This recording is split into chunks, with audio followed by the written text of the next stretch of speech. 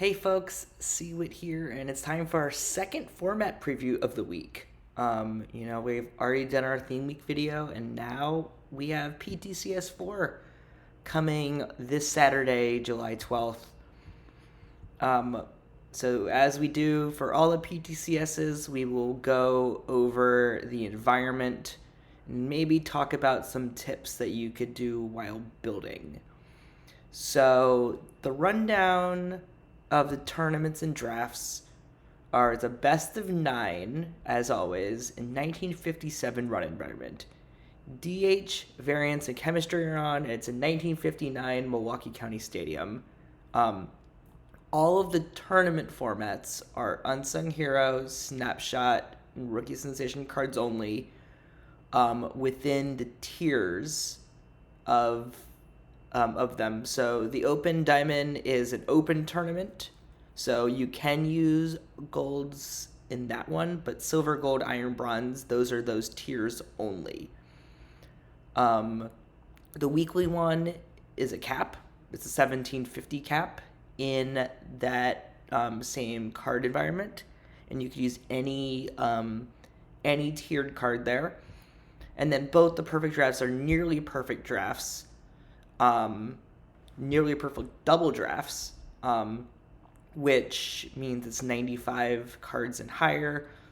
If you want to watch a really good example of a nearly perfect draft, I would look at the video I put out recently of the pop-up draft, which was a nearly perfect. My biggest strategy I could say is that having kind of a working knowledge of your kind of tier rankings of different positions allows you to kind of know what the replacement value of each individual pick. So if you have the fourth best shortstop and the sixth best second baseman in a round, but you've already seen two other second basemen, it allows you to kind of decide if you have a chance of getting a better card if you pass on one, or if this is your best chance to get the highest value there. So to go over the environment, 1957 is an interesting year. It's actually very, very similar to modern in a lot of ways. Very similar runs per game. Surprisingly, for an older era, home runs are very similar. Stolen bases are, however, way down, so that's something you want to be very cautious of. I wouldn't run it all in this format. Walks are the same, but strikeouts are way, way down. I think that's about a 33% loss there. But overall, it's a pretty similar stat line. So where you lose... where that big change comes out of keeping the same slash line but much fewer strikeouts is the BABIP is much, much lower. You can see it's a 22-point BABIP drop from modern. So how do we attack this? Well, I guess firstly, just to give a little bit of the extra flavor on the stadium, because as we've talked about, usually unless you have a very extreme stadium, it's more just kind of a little extra flavor as opposed to really fundamentally changing it. I would say this is a little bit closer to a little bit of a twist more than a giant change. So we have 0.96 lefty average and 0.95 righty average, so that pushes BABIP down even further. And then we see that while lefty homers are pretty much neutral, righty homers are actually down quite a bit. So this is a format where there's just as many home runs as modern, but a lot fewer strikeouts, and righty homers are down.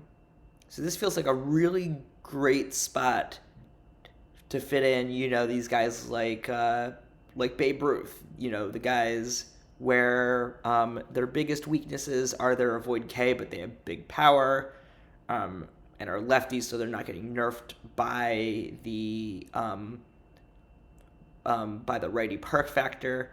You know, again, with the avoid K being down is the biggest difference.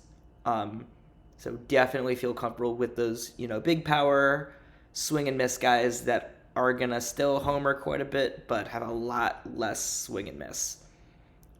BABIP being down is always a little bit interesting because obviously if you're on the high end of the BABIP curve, you're going to get a bit of an advantage, but it's still going to be lower than usual. So with home runs being as high as they are, definitely think it's another time to load on the lefty power and similarly trying to restrict home runs on the pitcher's end, strikeouts down, you know, ignoring stuff and leaning into big control, and HRA seems like a pretty decent place to be. As usual for older formats, you know, starting pitchers can go longer. I think 1957, I think I am going to start with 4 starting pitchers. I know there's been a little debate whether it's a 4 or 5 starting pitcher format. I'm pretty comfortable going 4, with probably 5 to 6 relievers depending on platoon situation. And could potentially also be a good place to do a good place to do 18 batters faced if you're pretty content with the quality of your bullpen pitchers. Of course, with this format being so restricted in terms of player pool due to the card type restriction, you know, even if it's a silver gold tournament, there are probably a bunch of places where the silvers might be the best bet in that combined tier, just due to how cut down the player pool is. So just as a little bit extra, just to go over the cap. So it's a 1750 cap, which means on average it's 67.3 points a card. Another way to think about that is if you want to subtract out the minimum, so you know each card has 40, that gives you 710 extra points, which gives you about 11-ish perfects maximum.